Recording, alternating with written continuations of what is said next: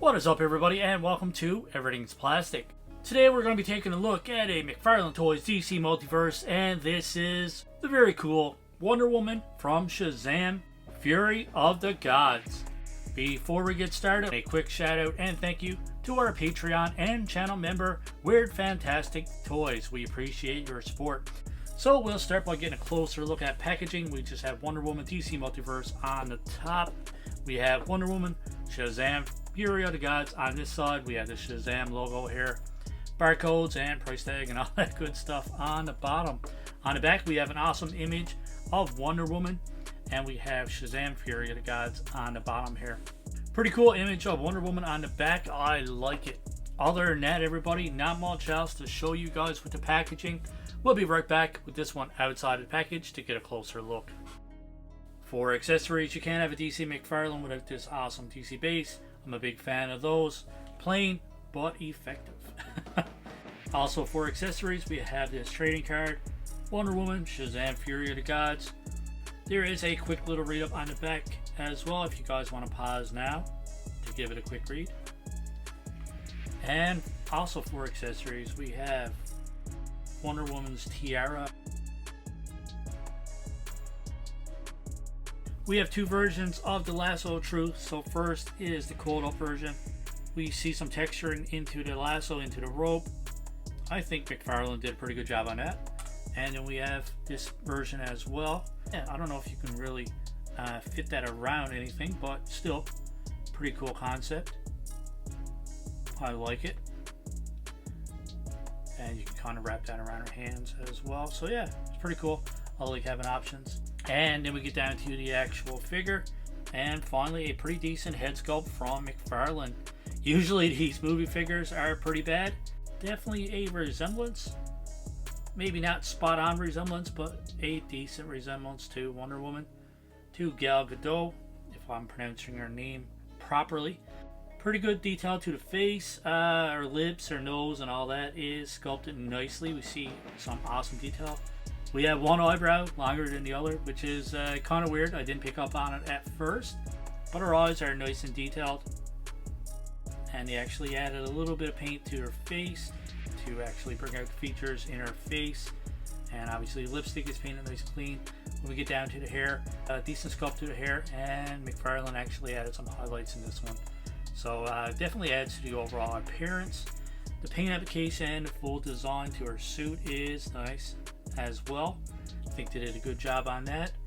Yeah, man, everything's painted nice and clean. And we get down to her boots and all that stuff. I'm really loving this color red that they used. Red and gold really pops on this one. And I gotta admit, man, the paint application looks great all over.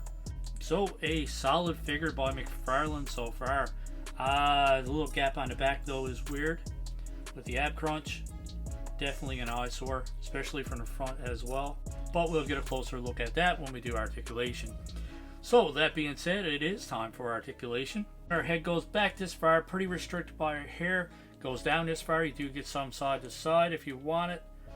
And there is a full rotation all the way around. For her shoulders, it actually goes up this far, which is a pretty decent range of motion. Awesome range of motion out of the butterfly joint there as well. Full rotation at the base. You have a bicep swivel that goes all the way around.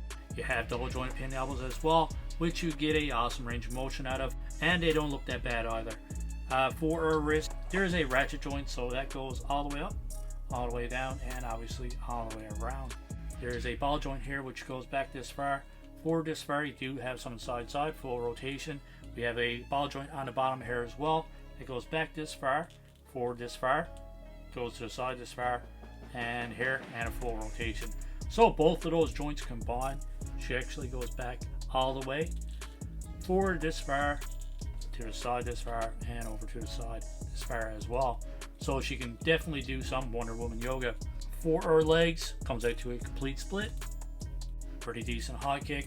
Goes back this far, not restricted at all. Do have a full rotation all the way around. A little bit stiff, be careful with it.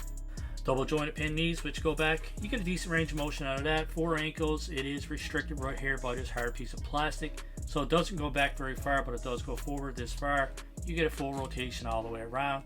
And we have a toe hinge there as well if you want it.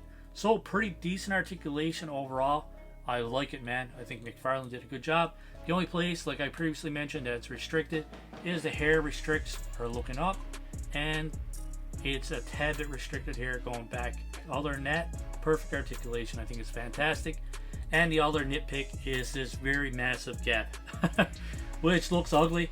It's almost like a monster or a frog or something like that. That's what I see. My brain's weird. I'm weird. But yeah, we have a huge gap on the back here as well. So pretty ugly joint.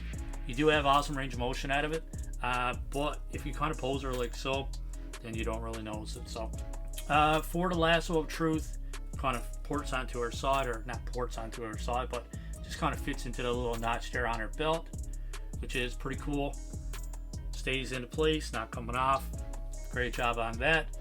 And for this other lasso of truth, that kind of fits in her hands like so, and you can kind of wrap it around another figure, whatever you want to do with it. I don't have anything near here. Actually, we can wrap it around Goku or something like that. You know what I'm saying? You guys can get creative with it. Not too bad. A pretty decent accessory. And for the tiara, I definitely should have looked at someone else's reviews. In my opinion, there should be a little slot over on the side here where this can slide in, but it doesn't. Not on this one anyways. So yeah, there's nowhere to slide this in.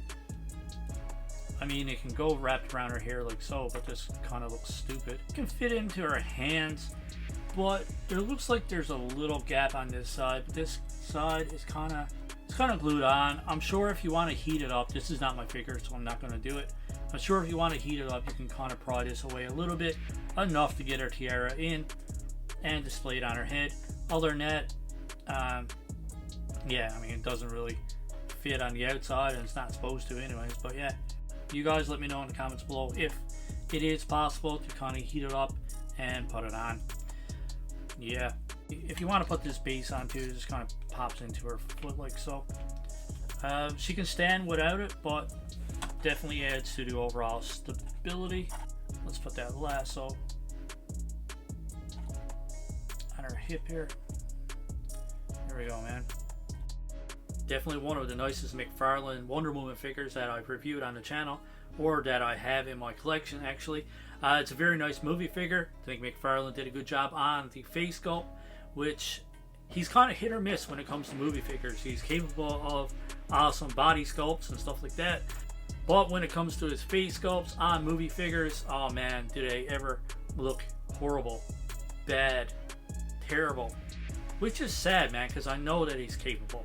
And like this one, all it takes sometimes, I think the sculpt is there. I shouldn't say that it's a horrible sculpt. The sculpt is there. A little bit extra paint on this one, make all the features. All of Gal Gadot's features pop out, which actually adds to this one. And the little highlights in her hair add to this one overall as well. So I think out of 10, I am going to give this one a 9 out of 10. The only thing that really takes any points off this one, the articulation is a little bit limited.